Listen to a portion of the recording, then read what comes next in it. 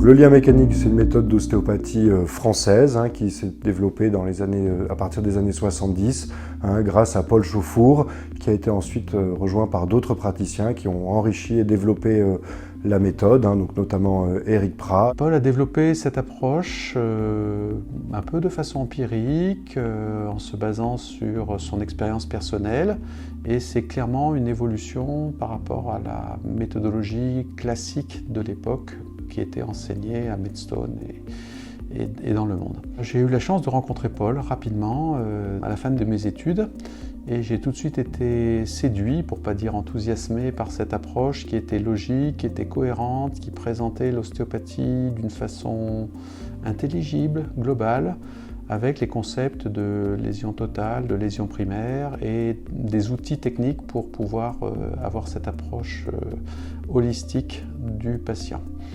J'ai collaboré avec Paul pendant de 20-30 ans maintenant actuellement, et la méthode petit à petit s'est développée. De nombreux praticiens, collègues ostéopathes nous ont rejoints, ont participé à l'évolution de cette méthode qui offre de nombreuses perspectives, et actuellement nous avons la satisfaction, la joie même, d'enseigner cette méthode du lien ostéopathique en France, dans de nombreux pays européens, en Russie, au Canada, aux États-Unis, au Japon, en Égypte.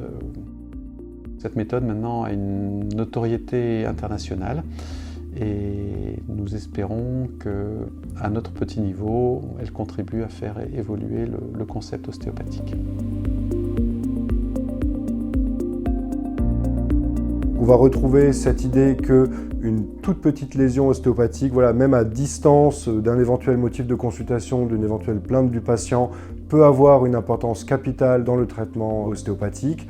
On va avoir, notamment grâce à un examen général très complet du patient qui va s'intéresser à tous les grands systèmes, donc à la fois le système osseux, musculo-squelettique, le système viscéral, le crâne, les nerfs, les artères. Tous les concepts fondateurs de l'ostéopathie sont respectés et trouvent comme ça une signification dans la pratique du lien mécanique. On va vraiment passer par le corps, on va vraiment chercher à contacter, à vérifier, checker toutes les structures du corps, considérant qu'elles peuvent provoquer une perturbation. Ces lésions ostéopathiques, c'est le terme qu'on garde, sont très concrètement quelque chose d'inscrit dans la structure, qu'on peut vraiment évaluer par une palpation très douce, par un test de mise en tension, et qui va permettre de mettre en évidence cette perte d'élasticité, ce point de blocage.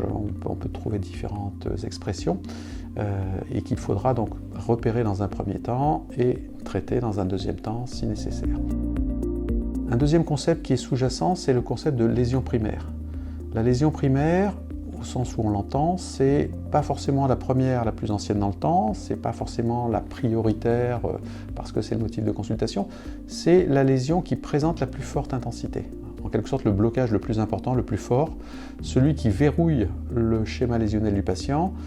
Et si on traite cette lésion primaire ainsi que les lésions dominantes qui l'accompagnent, en général, on libère un certain nombre de lésions dites secondaires, qui étaient des compensations, des adaptations par rapport à cette lésion première et ces lésions dominantes. Donc avec Paul, on a publié plusieurs ouvrages ostéopathiques de référence, qui ont été traduits dans différentes langues, en anglais bien sûr, au Japon, etc. Et donc ces différents ouvrages, qui sont tous aux éditions Sully, présentent la méthode dans son ensemble. Ça, c'est le sujet ça a été notre premier livre. On parle aussi de toutes les lésions intraosseuses et les diastasies articulaires, le domaine vasculaire, puisque nous avons été les pionniers dans ce domaine, et le dernier ouvrage, le système nerveux périphérique, où on aborde non seulement la méthodologie pour tester et traiter les points clés du système nerveux, mais aussi les correspondances qu'on peut établir cliniquement, avec notamment les points d'acupuncture. Un prochain ouvrage devrait bientôt être publié. Ça sera un ouvrage collectif avec la participation de nombreux ostéopathes qui pratiquent le lien mécanique ostéopathique. Et cet ouvrage montrera toute l'évolution et les perspectives de l'ostéopathie en général, du lien mécanique en particulier, mais de l'ostéopathie en général dans de nombreux domaines, que ce soit le traitement des scolioses, des sportifs de haut niveau, de certaines pathologies qui ont très peu de solutions. Je pense au syndrome des jambes sans repos, des choses originales comme le traitement anti-tabac. Voilà. En fait, il y a beaucoup de perspectives et d'évolution dans le monde de l'ostéopathie. Et voilà, nous sommes quelque part heureux d'y participer à notre mesure. N'hésitez pas à consulter le blog et pour les articles qui sont régulièrement publiés et réactualisés.